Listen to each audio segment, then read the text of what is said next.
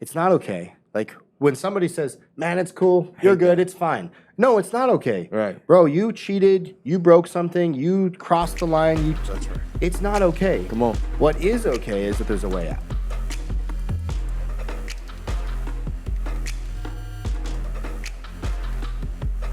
Welcome, everybody, back to Tre'd Talk. I have two lovely guests that you've probably seen before, but if you didn't know, now you know. These are my two favorite guests in the whole entire world. And on top of that, this is not only Tre'd Talk. Let's talk about this for a second. On Tre'd Talk, okay, I need you to tell your mother, your grandmother, your sister, who else should we ask them? Their cousin, to watch Tre'd Talk because it's amazing. But you left out your brother. Oh, yeah, your brother, too. Make sure you do that. And if you don't got a cousin Trey, then make sure you find one and tell him about it, too. With that said, man, I have two lovely guests to the left of me today. I have my man, Keith Callaway. How we doing, baby? It's a beautiful day. And then I got the infamous and now famous.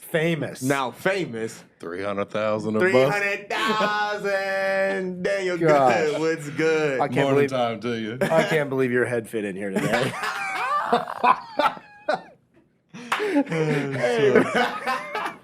Listen, bro, so here's the thing about Tre'd Talk today. These guys are also two of the funniest guys that we have in TCS. So we're going to make this as fun as possible today, man, because you guys have been a part of this for so long. A lot of people haven't had the opportunity to even understand on why you guys are involved in this in the first place. But these are some of the prime time originals, as I like to call y'all, man, the old heads of the group. So with that said, man, what was one of the biggest things that you guys have learned over time being a part of this? Oh, man. I'm going to, really, Trey, we kind of joked around about it yesterday, but really, we've got each other's back. Mm-hmm. Here lately, we've had to have some tough conversations. Come on. There's standards in this organization, and it's our responsibility to uphold those standards. Come on. And, whether I like to admit it or not, but, not every day am I on to, 100%. Right. And I'm going to speak for you and say the same thing. Mm. And when we get in these tough conversations, we know that we've got each other. Come on. And Come it's on. actually, unfortunately, we've had to have a few of them in the last few months. And just making sure that we're upholding the standards of the organization. I love that. And it's actually good to know, really, that we've got each other. Mm. Because, this crap's not rehearsed, Yeah. Like, it's really from my heart. Right. What we're feeling and what we're thinking, along with the letter of the law of Right. what we're doing here. And like we've done this for a few times now, and we've got each other. Yeah. And it's a good feeling when we just had a conversation here a few days ago, and we were talking to the individual, and Keith said, what do you think, DG? And, we know we've got each other. Right. And it's really, really a good feeling. What do you think? Yeah, man, it's not rehearsed and it's not clean. Like if I was to give people kind of a behind the scenes look, like we have aspirations and standards and we have real conversations, because when I feel like screaming, I need someone to call, right? Like Right. when you're the leader in your organization, leader in your business, leader in your home, and like you're just up here with all the stuff, and it's not even necessarily bad stuff. It's just stuff. Right. Who do you call? How do you let that out? And to know that I can call my boy over here and say, hey, I got some beautiful things going on. Let me talk to you about this. And I'll talk about our kids. And he'll say, man, just wait till they're older. Wait till he can be in the truck with you and like talk about the wins and the losses. And then at the same time, like end that conversation with, hey, we got to have a real tough one with somebody today because of the standard of the other piece that we're involved in. Come on. So it's life, Right. Like you got to find people that you can row the boat with Right. at the same pace. Otherwise, like I love that analogy. Life is a boat, right? Like you're in an ocean and you're in a boat, and if you get one side rowing faster than the other, you just go in a circle. All the time. And could be a really big circle or it could be a really little circle. And you got to have people who can keep you marching to the same drumbeat, right? And so sometimes I need to reset, and I'm like, hey man, check this out. I just had a really big win. And he's like, that's awesome. I've been winning too. Let me tell you about myself. And then I can I can be a cheerleader and I can have those moments where I come back to reality and refocus ultimately on what's important. Wow. That's the piece that I think you got to have people that draw you back to what's important in life. Leadership has a tendency to put a lot of things in your way that are not important to the long-term purpose of who you are and who I am. Right. So that's the piece that's been, I've leveled up so many ways in my life. And I will tell, like, to Daniel's point, for those of you who don't know, I got a 7.5-month-old baby, and I have been more tired in the last 7.5 months. I would have said, I got this, I'm going to be fine. When you don't get a night's sleep, like you just get naps that are kind of consecutive back to back, it changes everything. Like you go from this high-performing individual to struggling to make it through a day. Like I don't nap. And now I get home at like 3 o'clock, and I'm like, on the couch. Slump. Yeah. It's a totally different life. Right. So let's talk about this a little bit, man. I mean, we're going to get a little emotional here because I know my man DG loves getting real deal Holyfield. Yeah. So let's talk about it. What does it feel like to no longer feel alone? You know what I mean? Because I know you guys are entrepreneurs, right? And before you guys got to TCS, you're on an island. Mm-hmm. You know what I mean? Like, there's probably somebody not even in Virginia who's willing. There's a difference. I'm not saying there's not other contractors over there. Yeah. Or somebody in Portland that's over there. But there's not many who are willing to give you the good stuff, or willing to give you the information, or willing just to be a freaking friend. You know what I'm saying? So how does it feel to no longer feel alone in life as an entrepreneur? What is that feeling like? Man, we're moving so fast. Like, we're moving fast. And we're moving fast in our organizations, inside of our home. Right. You know, it's, he's crawling. And I got to see the video of it crawling. And I'm telling you, dude, he's going to blink twice, and he's going to be standing at the edge of your bed in the middle of the night with a blanket, wanting to know if he'll slide over like that other one out there. Hey, yo, move over, Dad. Come on, man. It's just like big enough for 3. He's like, hey, I know I got BG out there right now. BG don't hold back for Nathan. I'm gonna tell you that right now. That little kid is tough. But go ahead, B. But it we're moving so quickly. Now, this stuff's hard, man. It's hard because, being a leader or aspiring to be the best leader possible, I mean, there's guidelines, but there's no, instruction booklet. Mm-hmm. You know, try to keep a cool head. You try to pour into your people. Right. But, when you get, even when, I'll get back home, you'll get back home, we'll get back in the grind next week. And for a second again, and it feels lonely. It does. Like, you have these lonely areas. You do. Mm-hmm. And then you remember, man, I wonder if I can call Keith. Like, really, I wonder if I can call him. Because, keep in mind, as leaders in this organization, and our organization at home and this organization, not only are we trying to bring ourselves up, we're trying as hard as we can to bring the others around us up with us. Right. And we care so deeply that when, Trey, I tell you something, because I've been through it. Come on. And you don't listen, I want to slap you around a little bit. But I'm telling you, dude, it's emotional and it's hard because I'm trying to bring myself up. We're trying to go.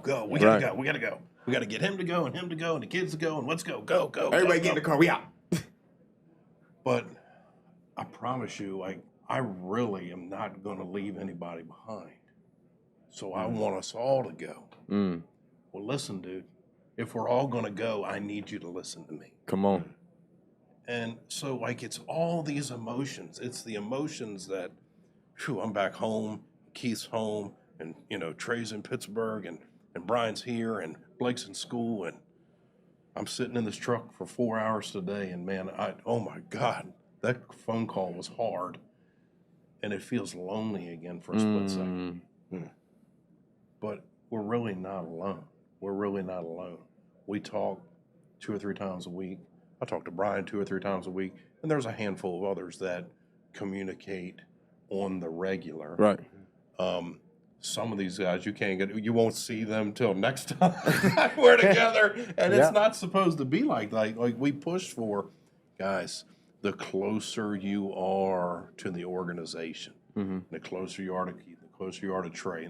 The closer that you are, the better you're going to be.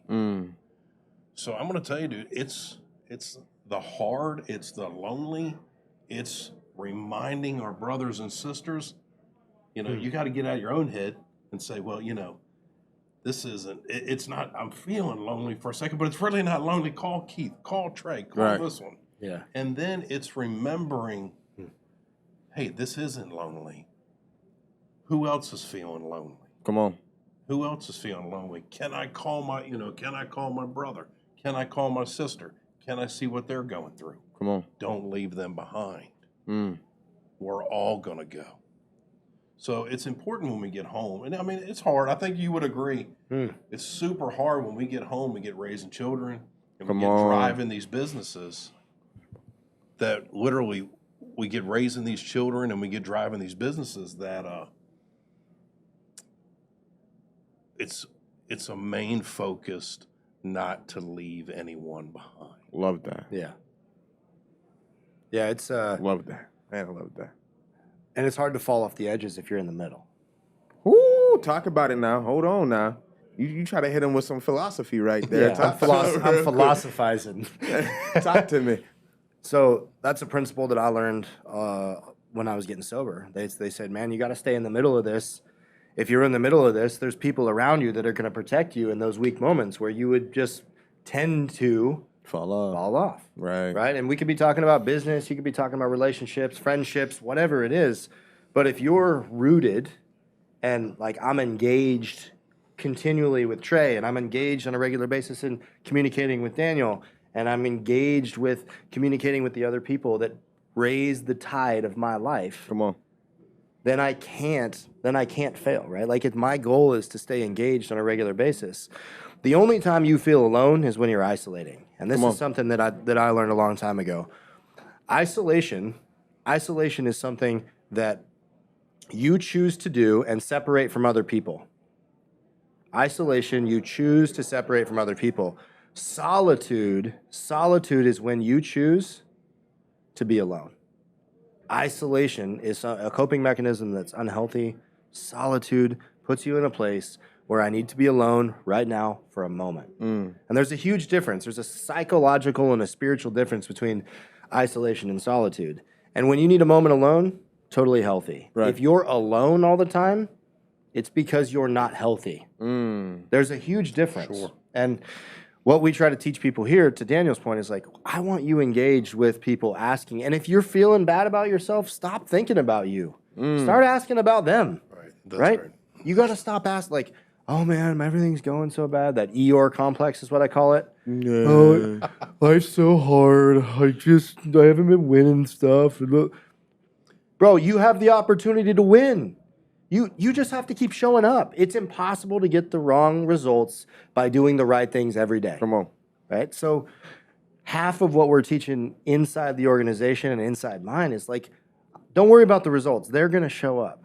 Please show up and do everything you're supposed to do. And if for some reason it doesn't work, then let's change that eventually. Right. But alone is a psychological complex that actually isn't true. It's just not true. We're in a world with 8 billion plus people now. Come on. And there's thousands and thousands of people that live around, like in your near vicinity, even if you live in the middle of nowhere. Right? And even if you don't live in the middle of nowhere, there's way more. But if you did, now we got phones, you got FaceTime, you got all these ways to connect. Right. Alone doesn't need to happen. And alone is like the devil's way of telling you that you're not good enough to be around other people. And that's a lie. It's a fallacy. You got to get rid of that idea. Right. Because everybody has value, even if your whole life's been a screw up. Because you know what not to do. Right? That's why we're trying to get people here. Correct. Half of the stuff we teach inside this organization is what we've screwed up.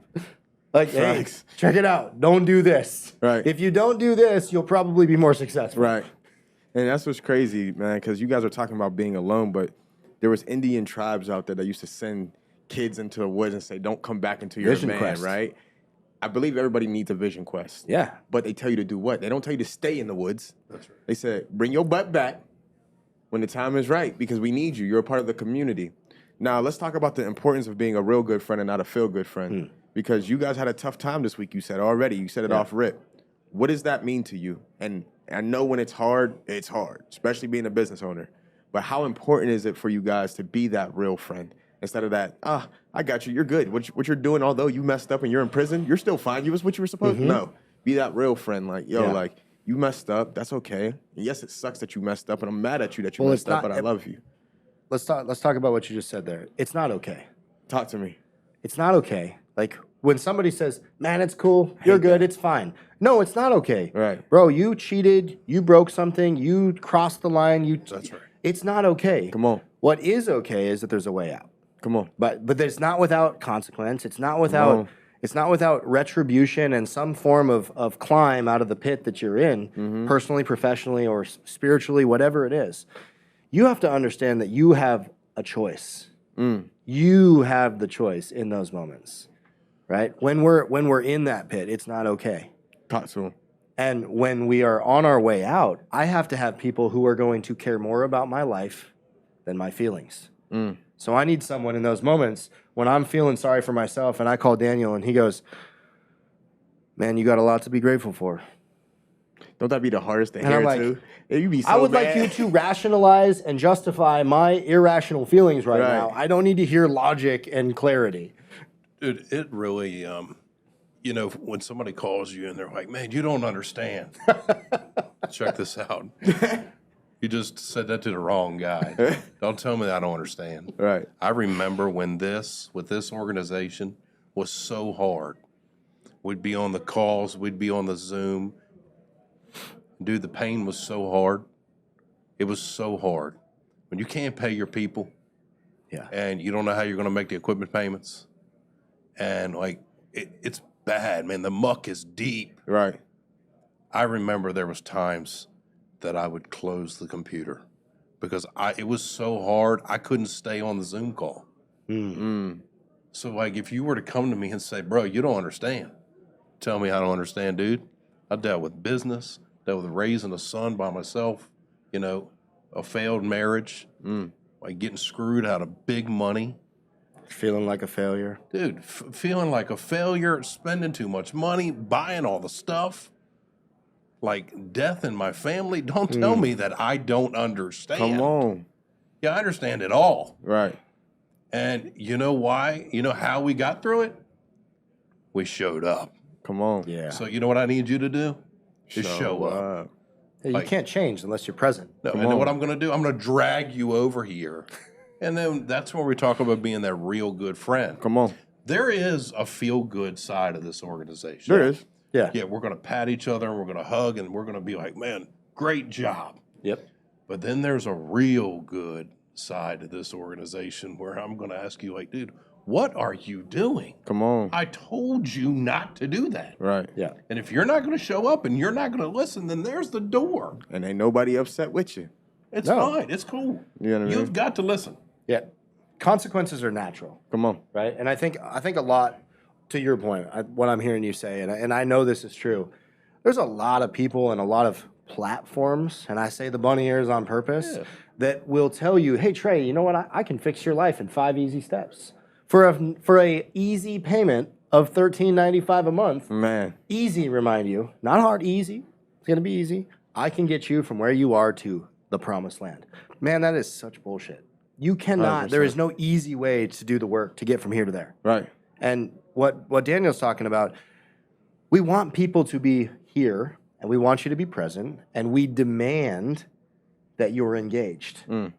And it's not a demand like we're a dictatorship or a communism. It's a demand like if you're going to invest here, we need you present here. And it's no different in our businesses. And I don't have to ask, hey, Daniel, how are the people doing in your business? I know that he requires them to be invested and engaged because in order to attain the goals that they've set out, investment and engagement is a necessary prerequisite to get there. Come on. And if you're not going to be engaged and invested, then like he said, there's the door. Not because we're punishing you, but because your actions have made it necessary for you to have an opportunity to work somewhere else. That's it. That's like, it. It's not complicated, but it's not easy either. There's a lot of places in life where we're hedonists. And if you don't understand what that means, it means we seek out the easiest way to get what we want. Always. Always. Think about this, dude. We want everybody to come. Yes. Come on.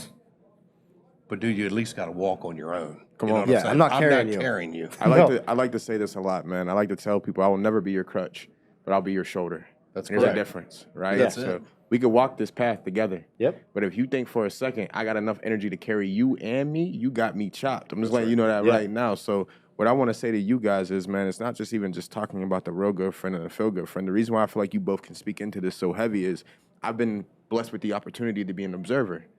You know what I mean? For a long time now. And to see the growth in both of you is crazy. Now, I'm very young in comparison to both of you guys.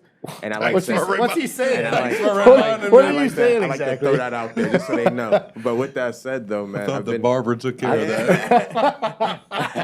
Yeah, he did, though. I ain't gonna lie. But with that said, though, man, I've had the blessing to be able to watch you guys grow in your own ways. Yeah. You know what I mean? That's been a very fortunate blessing of my own. And the reason why I say that is because I remember D Good in the beginning.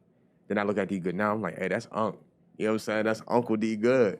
I remember Uncle Keith. D. You know what I mean? I remember Keith in the beginning. So when we were back here in Pittsburgh the first time, right? And you were speaking more so than listening. Yeah. Now you're doing a lot more listening than speaking because you're in a mature phase of your life. You're becoming into senior in a way. Yeah. So it's incredible to see as an observer, man, the growth that you guys have both had just as men. We talked about it in the previous podcast, how important it is as men to raise men. Yeah. Let's think about this, okay? Because people will say, like, I'm raising a child into being a man, which you currently are, and so are you. Yep. But you're also not thinking about that the men that you're currently around that you're also raising. And it's so important to think about that because that holds you now to a higher standard that you previously may had to actually be, right? Because that's hard, right? It takes a village to raise a child, but it takes a huge village to raise a man. That's why we have so many people in TCS that are doing what they're supposed to do, and you guys are the helm of that now. You guys are showing that now. I am so thankful to be a part of your lives in that way. I love the fact that he calls me Uncle Trey. Because I'm the black uncle. You feel me? Like, I don't know many kids in his school, but I don't know many who got a black uncle. You know what I'm saying? That's great. And now I know that little Callaway is going to be like, I got a black uncle. And all the kids at his school is going to be like, huh? You know what I mean? You got white parents and a black uncle? Yeah. And you're Hispanic? Yeah. Something ain't right Something here. ain't right here. Somebody lied to you, dog. Right? But with that said, man, like, it's a blessing, man. Yeah. It's a huge blessing. So we're coming up here on time, but I'm going to leave you guys with this last question. How important is it for you guys to hold the standard of being a man to the people around you? Because I feel like the world right now is trying to tell us so badly, stop being a heterosexual male. Stop being the one who stands in front of the bullet. Stop being the man that speaks for the Lion Cubs. You know what I mean? I feel like it's so important for us to be men right now. So talk about that a little bit. You know, my journey, I mean, we've had a lot of conversation about it. My journey's been, there's parts of it been really hard. Mm-hmm. But, like, hard or not, dude, I know what's right. You know, I know what's right, what's really right. We're going to tell the truth. We're going to stand up for each other. I'm going to make that young man say yes, sir, and no, sir, and yes, ma'am. I'm going to make him introduce himself to the people and shake their hand. Like, he's picking up everything. Everything I'm putting down. He's catching it all. He's picking it all up. He's catching it all. He's doing it right now. Yeah. And, dude, like, I have to be the example. Come on. For him. I was just on the phone with one of the ladies in my office a little bit ago. And she said, she was giggling. She said, I probably shouldn't swell your head up, but it's just not the same when you're not around. But, dude, that's because I try my hardest to be the example. Come on. Like the real example. And, I mean, some days it's abrasive. I understand that. I mean, it's abrasive. It's abrasive with that little boy. It's abrasive with the people. And that's something that I'm continuously working on. Right. You know, making sure that people understand that I love them and I care for them. But I'm going to polish them up when they're screwing up. Come on. So it's really just being the example and being that person. Being the person that you want the people around you to aspire to be. Love that. Yeah. I love that, D. What about you? Well, let's talk about what being a man is. Come on. Right? You mentioned earlier, you're like, I've watched you go from somebody who was talking more than they're listening. Have you ever had to ask a strong man if he knows what he believes? Yes, unfortunately. Have you ever, like, with their actions and how they carry themselves, people know that they know, right? Inexperience would say, I want to ask, why are you guys like this? Weak voices need to be the loudest because they need people to tell them they're right. Strong men don't need anybody to affirm what God gave them inside. Come on.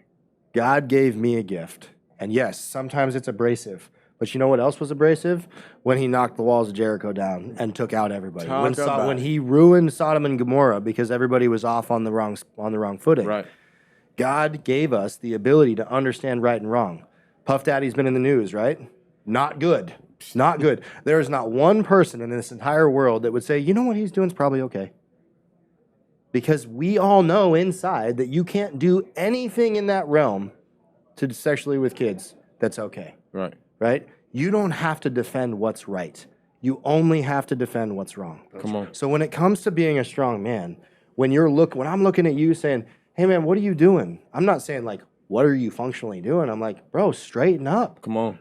Like the only way we're getting out of this is to go through it. Come on. And the only way we go through it is if we band together, not necessarily in physical location, but I got to know that the values that D-Good's carrying, that Uncle Trey is carrying, that all the people in here are carrying are matched. And when I know that I'm aligned with the real men of this world, I'm going to go accomplish something. Come on. And I don't need to rationalize, justify, or hear how I'm right because I know the world's going to tell me I'm not. But you know what I am going to do? I'm going to take that little boy that I have everywhere. He goes everywhere with me. I'll go walk a job. I'll take him to a meeting with him. He'll know. Yeah, because you know what he's going to learn? He's going to learn exactly what I learned. Men do this. And you know what we don't do? We don't treat people poorly. We listen to them. We treat them with dignity and respect. And if they're wrong, we say, hey, when you want to correct what's going on right here, you let me know. I'm open for a conversation. And we walk away. We're gentlemen. We let them decide when to come to us. See, I got to get better at that, Keith. I can't lie to you. Because that's what the weakness says, I'm going to take it to you. I'm going to take it out to the world. I'm going to show the world what's going on. You have to let them have the dignity. And if it's not their idea, Trey, it'll never stick. It'll never stick. Men wait for it to come. And you say, when you want to have a conversation, Daniel, about what's been going on in your life, you let me know. And I'm one of the components right now, especially with people.